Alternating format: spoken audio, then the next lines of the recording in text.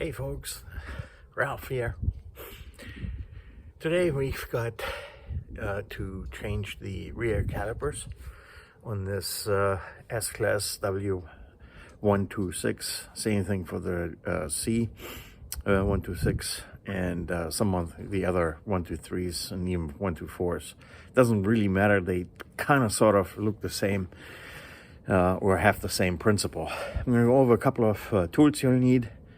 And hey, what a better time to do this than on a 24-degree weather day in the winter.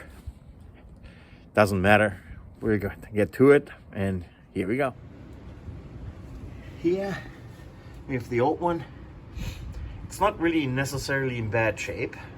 I venture to say that this one is barely 2-3 years old, and it's an exchange, a refurbished one, and I'm not so surprised that it locked up. That's what the problem was with this one. In another video I showed you how to get some of these pistons unstuck, but here it was not to no avail. It happened again, even with brand new brake pads. A couple of things to look out for safety wise. This is the first time you're messing around with brakes, don't do it. Watch somebody who's done it before.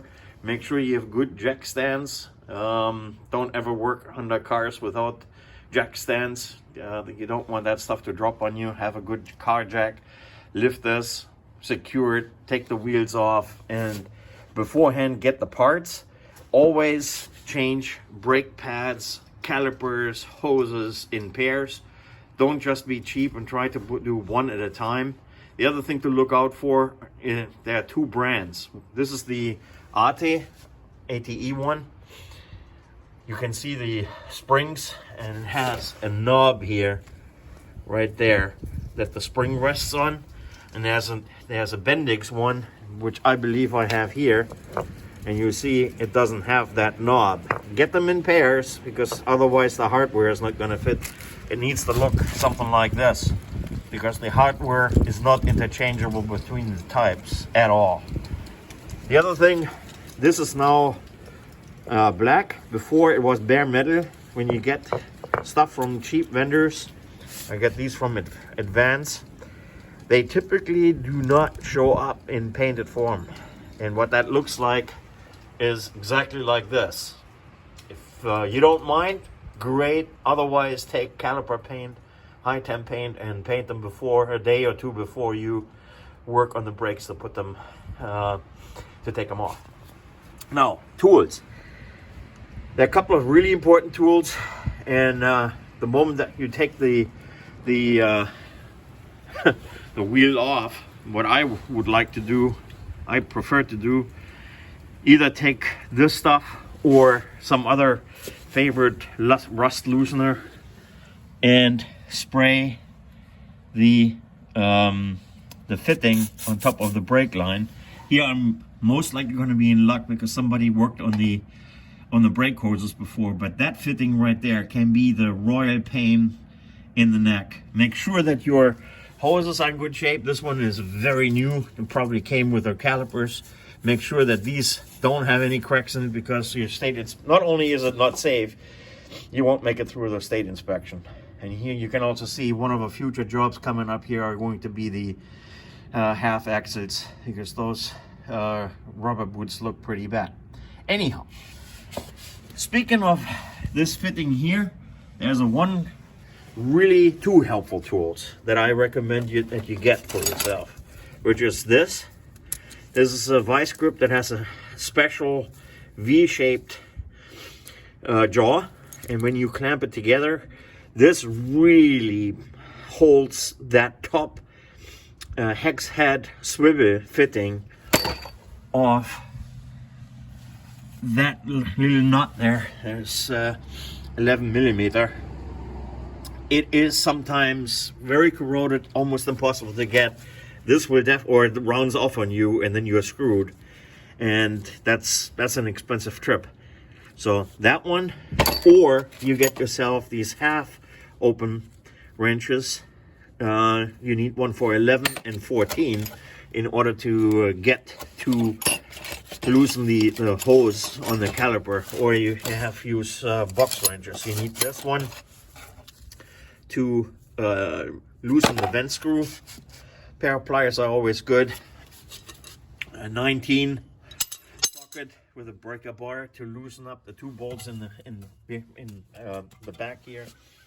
And well, right now what I'm going to do is I'm going to loosen that fitting up there a little bit.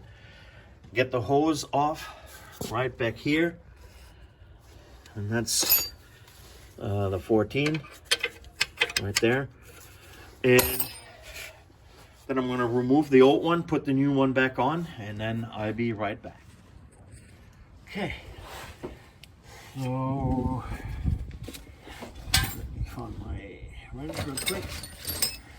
One thing to look out for here too is right here, right there are a couple of notches in there that keep this hose from counter rotating. Don't rely on that to hold this tight while you're tightening the nut up here. See? Right there. Always make sure that you counter hold right there, and then you use another wrench, this one will do, and counter hold this, because otherwise you might just mess this up, and worse yet, you might mess the hose up too, because for safety's sake and also state inspection's sake, make sure that there's no stress on this. There's a nice curve on here, no twists, no pinches, kinks, or anything. This needs to be really nice, tight, everything really in tip-top shape on here. While you're at it, I did kind of forget to tell you to use new brake pads. While you're at it, you don't want to use old junk in everything else being brand new here, other than the rotors. The rotors are still good, they brake well, no noises. The parking brake works, so we're going to leave that one alone. Next thing is putting the hardware in and then bleeding the brakes, which sometimes can be a bear. A couple of things about venting. You start with the passenger side rear first when you vent these. And another trick that I typically employ is I try to not loosen anything and leave the lines open too long. Typically I also leave the hose installed, put the hose on the calipers without the hose removed from the fitting. While I'm tightening all of this, make sure the hose is straightened out. I usually leave this fitting hand tight, just a little bit loose, because by the time I've got everything tightened up, the two 19mm hex bolts very tight again with a little bit of thread locker on it. I leave this open, and while I'm working here, I pay attention to when there's brake fluid finally dripping out of here. I close it, because that then naturally, just by merely using gravity, there's fluid already coming into these calipers. Then I use a clear hose, and clear hose, because of a reason that I connected right here, I want to be able to see when I finally have all the air coming out of my brake system. I catch it down into an old brake container so I can go and recycle it. And I'll show you the other tip.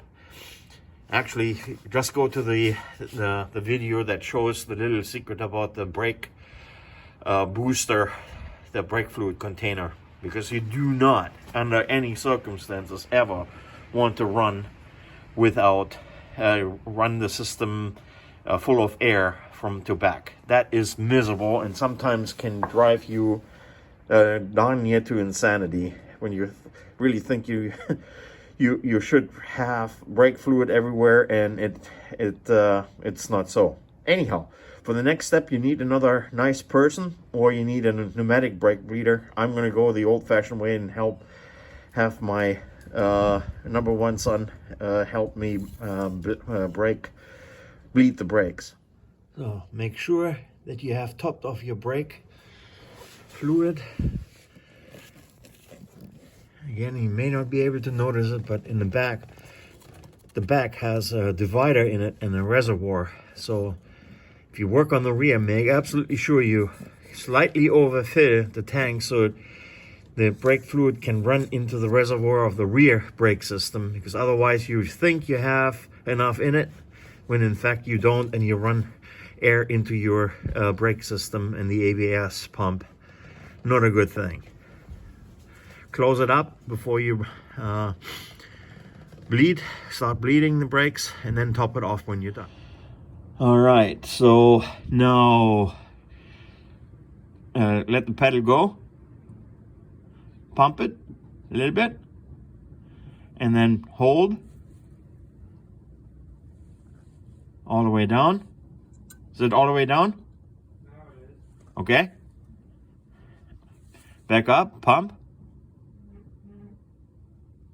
You got resistance? It went back up. I don't know what you mean by resistance. Well, when you push it, when you pump it, do you have brake pressure now? Hold it and push to the push. Good. Super. I think this one is actually, this side is done. Hold.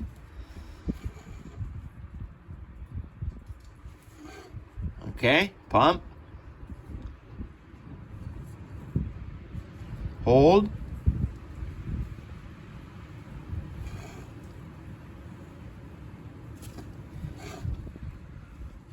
Pump again. Good. Hold. And push all the way through.